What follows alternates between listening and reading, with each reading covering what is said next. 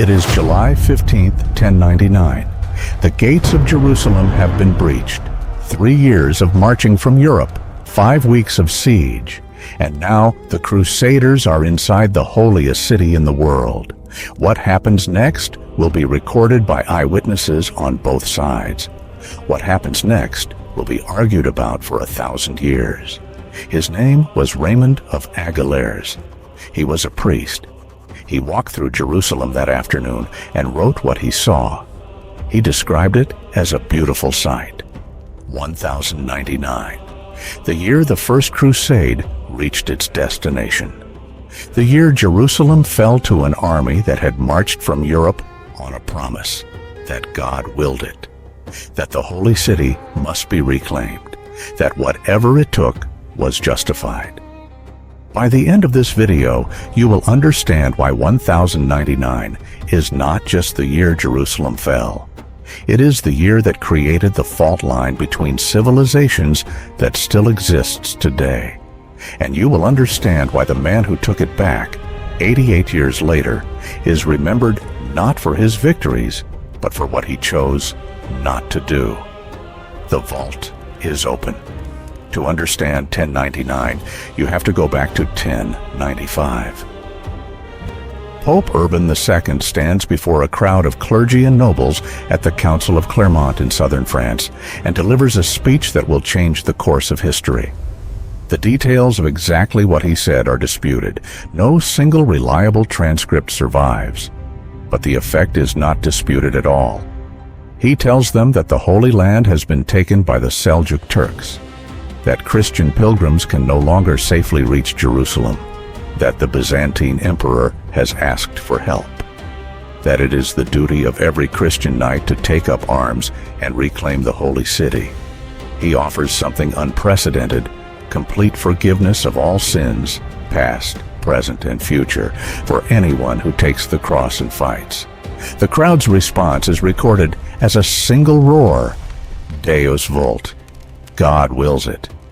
Within months, hundreds of thousands of people across Europe are sewing crosses onto their clothing and preparing to march. Not just knights, peasants, priests, women, children, an entire civilization in motion toward a single point on the map. It is the largest coordinated military movement Europe had ever attempted. Almost none of them have any idea what they are walking into. But before the organized military expedition even assembled, something darker happened. A preacher named Peter the Hermit led a mass of perhaps 40,000 civilians, farmers, beggars, the desperately poor, out of France and into the Balkans ahead of the main army. They had no military training, no supply lines, no real plan. Along the way, they massacred Jewish communities across the Rhineland, the first organized anti-Semitic violence in medieval Europe carried out in the name of the same God whose city they were marching to reclaim. By the time they reached Anatolia, the Seljuk Turks destroyed them entirely. The People's Crusade was annihilated before it ever saw Jerusalem. The real army followed. The First Crusade proper, led by noblemen like Godfrey of Bouillon and Raymond of Toulouse, left in August 1096. Tens of thousands of soldiers marching through the Balkans, across Anatolia, down through Syria. The journey took 3 years. They fought constantly. They starved. They died of disease, heat, and thirst. At the siege of Antioch in 1098, they were themselves besieged and reduced to eating their horses and boiling leather for soup. By the time they reached Jerusalem in June 1099, they had lost perhaps half their original number. The ones who remained had been through hell to get there. Jerusalem was held by the Fatimid Caliphate of Egypt. The Fatimids had initially tried to negotiate with the Crusaders, offering safe passage for Christian pilgrims, offering tolerance. The Crusaders were not interested in negotiation. The siege began on June 7th, 1099. Jerusalem's walls were formidable, and the Crusaders had almost nothing: no siege equipment, no timber, no water. The wells around Jerusalem had been poisoned or sealed by the defenders. In the summer heat of the Judean hills, the besieging army was dying of thirst faster than it could fight. Then Genoese ships arrived carrying timber. Engineers began constructing siege towers. On July 8th, the entire Crusader army marched barefoot around the walls of Jerusalem in a religious procession, while the defenders watched from above. 9 days later, on July 15th, the siege towers reached the walls. The breach came at the northern wall. A knight named Leithold was the first man across the battlements. Within minutes, defenders were fleeing. The gates were opened from the inside. The Crusaders poured into Jerusalem. What followed has been described, analyzed, and disputed ever since. The massacre was immediate and total. Muslim inhabitants, soldiers, and civilians alike were killed throughout the city. A large group had taken refuge on the roof of the Al-Aqsa Mosque under the protection of a Crusader commander named Tancred, who had promised them safety. They were killed anyway by other Crusaders who did not honor the promise. The Jewish community had gathered in their synagogue. It was set on fire. Raymond of Aguilers wrote that the slaughter was so complete that the Crusaders were wading through blood in some streets. By evening of July 15th, the killing had largely stopped. Not from mercy, from the simple fact that there was almost nobody left to kill. Then something happened that has disturbed historians ever since. The Crusaders, still covered in blood, walked to the Church of the Holy Sepulchre, the holiest site in Christianity. They knelt, they wept, they sang hymns, they gave thanks to God for delivering Jerusalem into their hands. Raymond of Aguilers called it a beautiful sight, the mixture of weeping and singing, the soldiers in prayer among the bodies of the fallen. These were not people who believed they had done something wrong. They believed they had done exactly what God had asked of them. The kingdom of Jerusalem was established. Godfrey of Bouillon refused the title of king. He would not wear a crown of gold in the city where Christ had worn a crown of thorns. He died the following year. His successors were less humble. The kingdom of Jerusalem lasted 88 years. A strange hybrid civilization emerged.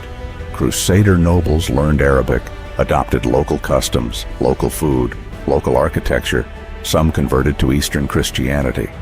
Intermarriage happened. Trade happened. The world is always more complicated than the wars fought over it. But the kingdom's greatest vulnerability never changed. It depended entirely on reinforcements from Europe. Cut off from Europe, it could not survive indefinitely against the surrounding Islamic world. The man who understood this best was a Kurdish general named Salah ad-Din Yusuf ibn Ayyub. History knows him as Saladin. By 1187, Saladin had united Egypt and Syria under his rule. Two powers that had historically been rivals, now one force under one leader. He had been patient and methodical, and he had waited for the moment when the kingdom of Jerusalem made a fatal mistake.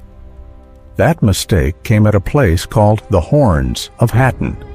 The Crusader King Guy of Lusignan marched his army across waterless terrain in July heat against the explicit advice of his most experienced commanders. Saladin knew they were coming. He knew they had no water. He set the dry grass on fire around the Crusader column and let the smoke and heat do his work. The Crusaders arrived dehydrated and unable to fight. Saladin's forces surrounded them completely. The entire Crusader military force was destroyed in a single afternoon. The true cross, the sacred relic carried into every major battle, was captured. Jerusalem now had no army to defend it. On October 2nd, 1187, Jerusalem surrendered. Saladin's terms were precise and deliberate. Every Christian inhabitant could leave safely in exchange for a ransom. Those who could not pay, Saladin paid for thousands from his own treasury. His brother paid for 1,000 more. Not a single Christian was killed in the taking of Jerusalem. Saladin reopened the city to Jewish and Muslim worshippers. Every chronicler on both sides noted the contrast with 1099 explicitly. So what is 1099? It is the year that reveals something deeply uncomfortable about the relationship between belief and action. The Crusaders who massacred Jerusalem were not considered monsters by their own time. They were celebrated. The massacre was understood as the completion of a sacred mission. Saladin, who spared every life, was called the greatest ruler in the Islamic world by his own enemies. The man who showed mercy is remembered as noble in both Christian and Islamic tradition. The men who showed none are remembered as warriors of God. Both things are true simultaneously. That is what makes history so resistant to simple conclusions. 1099 did not just take a city.